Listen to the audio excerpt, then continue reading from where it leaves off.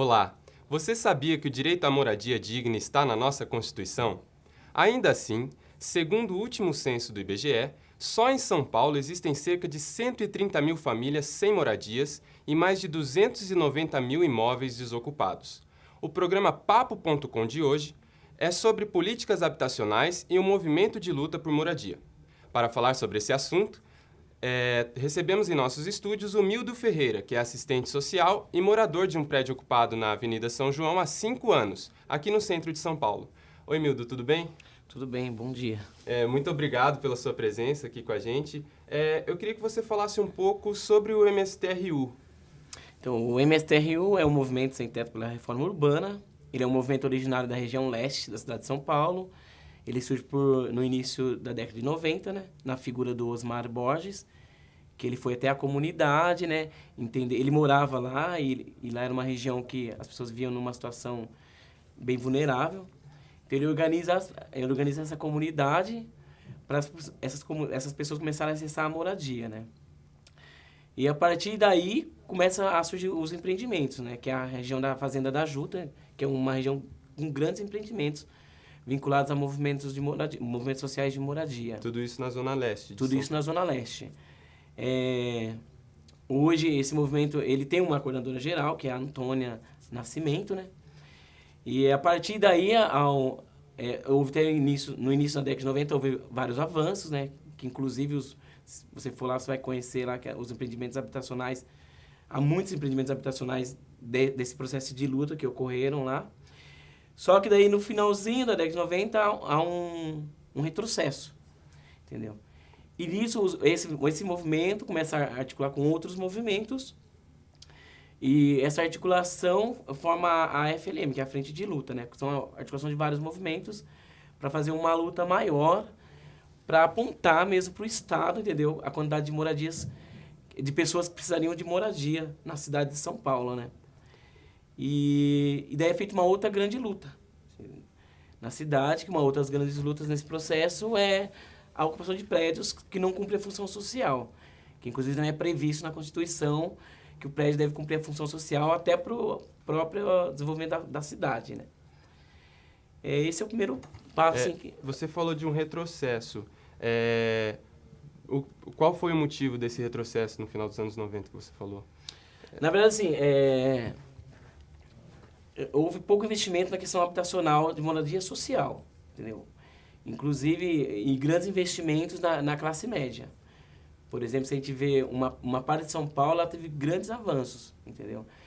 E na questão da classe média, mas Deixa eu estar um pouco perdido agora.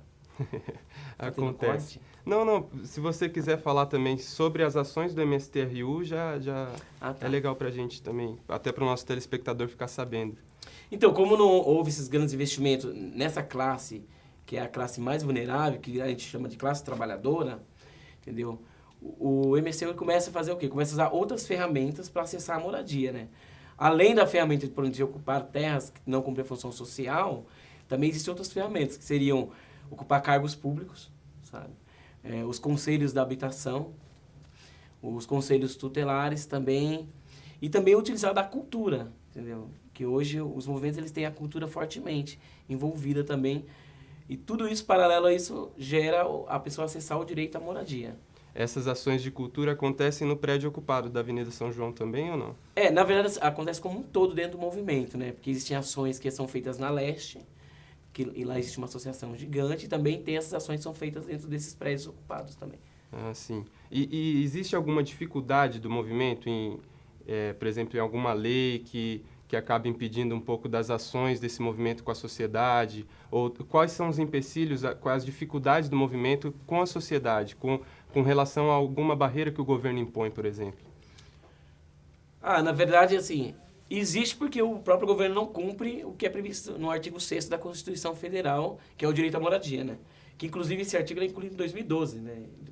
O mais estranho é isso, porque no nosso contexto brasileiro, sempre teve esse problema, esse impasse da moradia, entendeu? E quando é colocado isso na Constituição, esse direito à moradia, e o governo não reconhece, daí faz o quê? Faz com que a comunidade ela seja prejudicada e ela começa a se organizar, entendeu? Para conseguir acessar esse direito. Respondi.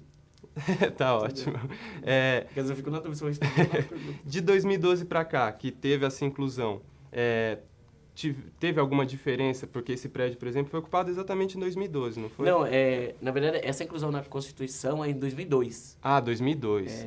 Tá. Que ela ocorre em 2002, entendeu? Ah, sim. Mas você está no movimento de luta há bastante tempo. Quanto tempo já? Há 6 anos. Há 6 anos. 6 anos. Ele já tem esse histórico desde os anos 90, que você falou, desde antes até dos anos 90.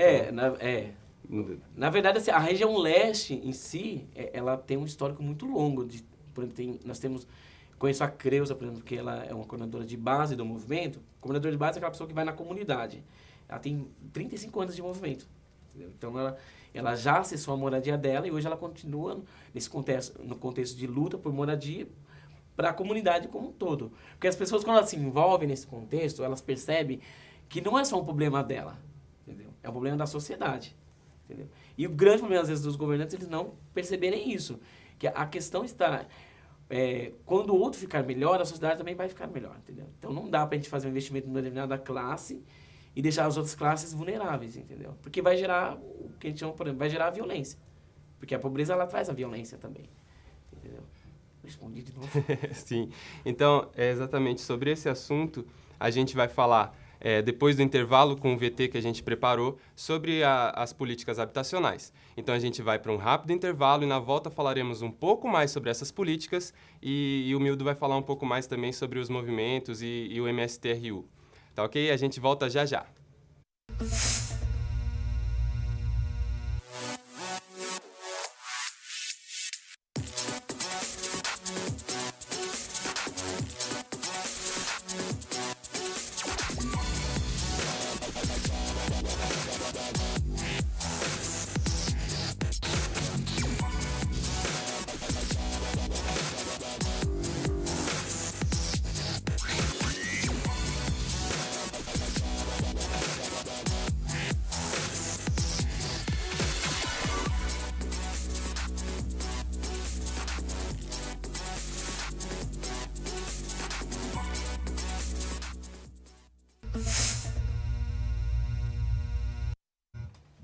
Estamos de volta com o nosso Papo.com e hoje temos como convidado o assistente social e um dos moradores do edifício ocupado na Avenida São João, Mildo Ferreira.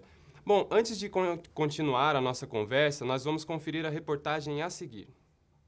A Prefeitura calcula que 90 edifícios estejam abandonados apenas no centro de São Paulo. Em geral, esses espaços abandonados pertencem a massas falidas ou a órgãos públicos. Mais que isso, no ano passado o governo Temer iniciou um plano de manutenção de gastos públicos. Um dos principais pontos desse programa foi a PEC 241, que visa estagnar gastos com políticas públicas que só seriam corrigidos pela inflação. A emenda constitucional será vigente até 2027. O movimento de moradia, há muitos anos, ele vem conquistando espaços, né? E efetivamente a moradia, o fim social da moradia. Entretanto, nos últimos anos, com o corte, né, de gastos, né, de financiamento para que você tenha a casa própria, né, fez com que uma paralisação, né, ocorresse e as pessoas ficaram à mercê. Diante desse quadro, ocupar foi a solução encontrada pelos excluídos do mercado imobiliário, que cobra, em média, mais de R$1.000 pelo aluguel de um apartamento de 2 dormitórios, com 50 metros quadrados, no centro, de acordo com o Sindicato das Empresas de Compra, Venda, Alocação e Administração de Imóveis Residenciais e Comerciais de São Paulo, Secovi-SP. Essas pessoas, elas em movimentos organizados, elas ocupam, não invadem, elas ocupam terrenos que estão com dívidas, que estão sem o fim, né, social, por isso que tem essa palavra fim social da moradia, ele tem que ter uma utilidade, não é? Porque tem a Constituição falando sobre isso, e são terrenos ou prédios, né, que estão totalmente abandonados. Bom, como a gente viu no VT, né, a PEC como a 241, ela tem uma influência nos movimentos por moradia, né, por essa questão do corte. Como ela impactou, por exemplo, no MSTRU? Ela tem um impacto significante? No primeiro momento ainda não foi sentido, né, porque é uma previsão para 20 anos. Entendeu? O que a gente pode atenuar, que é o seguinte: em 15 anos para cá houve grandes avanços, sabe? Inclusive a sociedade ela mudou. Se as pessoas pensarem como que era a vida delas há 15 anos atrás e hoje, ela vai perceber que a sociedade mudou, entendeu? O grande problema é que o que vai ocorrer, na verdade, vai ser um grande retrocesso, porque havia um investimento grande na questão social, inclusive da moradia. Um exemplo disso é a Minha Casa Minha Vida, né? E isso vai ser congelado, entendeu? Então, provavelmente nós vamos ver um aumento da pobreza. Mas eu acho que antes disso, acho que é legal as pessoas entenderem assim, ó, o que é a moradia? A moradia é onde a família, ela contempla, entendeu? A sua existência, entendeu? É onde as pessoas elas vão chorar junto, é onde elas vão entender os seus problemas juntos e também é onde elas vão comemorar coisas juntas, entende? Então não é possível uma sociedade desenvolver sem a moradia, entendeu? Porque esse é o princípio. A partir dali, quando a pessoa acessa a moradia, que inclusive, assim, até no meu próprio TCC, quando eu fui entrevistar as pessoas, eu percebi isso. Depois que elas acessam a moradia, elas descobrem que há outras questões que vão ter que ser discutidas, entendeu? Que não é só a moradia, né? Quando a pessoa acessa a moradia, ela começa a contextualizar o quê? Existe a questão do direito à saúde, à creche, você entende? Então, elas começam a perceber a sociedade como um todo. Por isso que o movimento, ele enfoca a questão da moradia. Por quê? Porque a moradia é como se fosse o pilar da própria sociedade. Né? A partir daí, ela consegue visualizar outros nortes para uma sociedade melhor, assim. Eu acho que então, a moradia é muito mais do que a questão física ali, né? É mais a questão da família mesmo, ter um lugar para compartilhar as emoções, como você falou. Na verdade, inclusive, assim, as primeiras moradias, elas eram construídas como? Bem no extremo da periferia, porque a terra era muito barata, entendeu? Mas não era pensado na questão da infraestrutura da comunidade, entendeu? Pode ver, no início as moradias eram construídas, não tinha nem posto de saúde. Hoje já não. Hoje, os próprios movimentos, eles pensam o quê? Vai construir moradias? Por exemplo, o MST Rio, ele tem 3 projetos em andamento, né? Tem o Alto Alegre, o Guaracá e o Paiãozinho. Então, quando é pensado nesse projeto, é pensado além desse contexto de morar, entendeu? É pensado o que vai ter que ter para essas famílias que lá vão estar, entendeu? Vai ter que ter a creche, vai ter que ter o posto de saúde. Inclusive, tem um empreendimento que está sendo pensado na captação da água da chuva, você entendeu? Porque a gente também tem que pensar que vai ser um problema no futuro, a questão da água, né? Então, e hoje a gente coloca aí que isso que a gente entende como moradia digna, entendeu? Que antes era a questão só da moradia, a pessoa morar, né?